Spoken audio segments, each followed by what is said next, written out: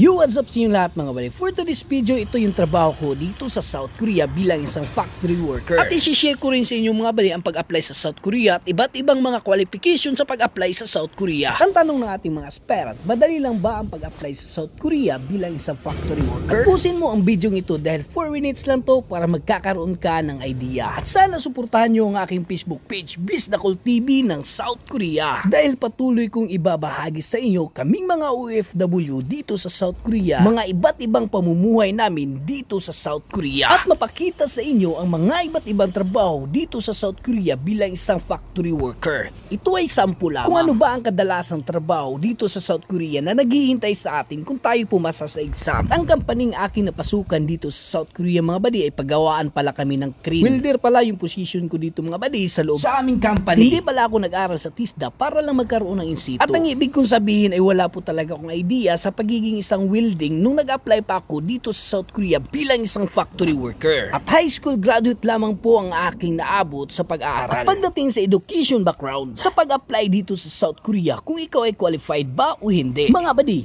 ikaw ba ay elementary level, high school level, o college level na hindi mo man natapos ang iyong course? Dahil pwede po kayo mag-apply dito sa South Korea bilang isang factory worker kahit na kayo ay high school level or elementary level lamang. At ang gagandahan dun mga buddy ay wala pong basihan dito sa South Korea kung ikaw ay may mga experience na sa pagiging isang factory worker na naranasan mong trabaho. Bago natin ipagpatuloy mga buddy, i-share ko muna sa inyo yung trabaho ko ngayon, kung ano ba yung ginagawa ko at pag-wielding dito sa loob ng box ng crane. Kung paano ko ba ito wini-wielding? Hindi mo natin nagdira, naparehas kami.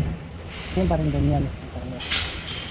Age limit mga buddy dito sa South Korea, 18 years old to 30 years old ang pwedeng mag-apply. Try magpatuloy natin yung ating kwentuhan mga buddy sa pag-apply dito sa South Korea. Ito na nga mga buddy yung mga qualifications sa pag-apply sa South Korea pagdating sa education background. Pwede po kayo mag-apply sa South Korea kahit kayo ay elementary level, high school level lamang ang inyong natapos sa pag-aaral. Work experience dito sa South Korea sa pag-apply ay kailangan ba? Mga katanungan sa ating isipan sa pag-apply sa South Korea bilang isang factory worker. Unang-una baka hindi ako matanggap dyan dahil hindi ako marunong mag-welding. Pangalawa, baka hindi ako matanggap dyan dahil hindi po ako marunong mag-assemble ng furniture. At pangatlo, baka hindi ako matanggap sa South Korea dahil hindi ako marunong mag-operate ng machine. At sa madaling salita, wala po talaga akong alam sa mga trabaho sa factory worker. Kaya ang tanong buddy, matanggap kaya ako kung a-apply ako sa South Korea bilang isang factory worker na walang kaalam-alam? Yo, what's up sa inyo lahat mga buddy? Ang lahat niyan ay good news para sa inyong mga buddy. Dahil ang pag-apply sa South Korea, kahit zero knowledge ka sa lahat ng trabaho, kahit pa elementary level o high school graduate lamang ang naabot mo sa inyong pag-aaral, kahit pa ikaw ay may tattoo ngayon at lalo na ikaw ay pandak, huwag mo nang isipin mataba man o mapayat, ay pwede po kayo mag-aral ng Korean language para maipasa nyo ang APS topic exam at makapag-apply dito sa South Korea bilang isang factory worker. Ang tangi nating susi mga buddy sa ating pagpasok dito sa South Korea at makapagtrabaho bilang isang factory worker, alam nyo ba? Kailangan lang natin maipasa ang APS topic exam at kailangan lang natin mag-aral sa Korean language mga buddy, tulad ng pagsulat at pagbasa mga buddy. I recommend ay mag-aral na lang po kayo mga buddy sa mga Korean language center dyan sa Pilipinas. Ay marami naman po tayong mga center na magtuturo sa atin. At ang Korean language center, ating mga nabalitaan mga buddy, ay i-assist naman po kayo sa lahat ng mga documents na ipaprocess nyo na isa-submit kung kayo mag-apply sa South Korea. At ibibigay rin nila sa inyo 100% ang mga pointers na dapat nyong ihanda pagdating sa exam. Lagi nyong isipin mga buddy, nasa atin pa rin yung final decision para may pasa natin ang APS TOPIK exams dito sa South Korea. At ang kailangan nyo lang gawin mga buddy ay mag-aral ng mabuti, magbigay oras sa bawat araw ng pag-aaral sa Korean language at iseryoso ang lahat ng to dahil para po ito sa inyo. At yan lang pong mga susi na yan mga buddy ang maibabahagi at may isi-share ko sa inyo para may pasa nyo ang APS TOPIK exam. Magbigay ng time everyday sa pag-aaral ng Korean. Pangalawa, iseryosohin nyo ang pag-aaral. Pangatlo, mga rason kung bakit kayo mag-apply sa South Korea bilang isang factory worker. At alam nyo naman mga buddy kung gaano kalaki ngayon ang sahuran monthly dito sa South Korea. Ang minimum na sahod ngayon monthly dito sa South Korea ay umaabot na po ng 86 to 88,000 hanggang 150 to 180,000 a month na yan mga buddy. Kaya sa lahat nating mga aspirant na pasok sa ating mga qualification na ibinahagi sa inyo,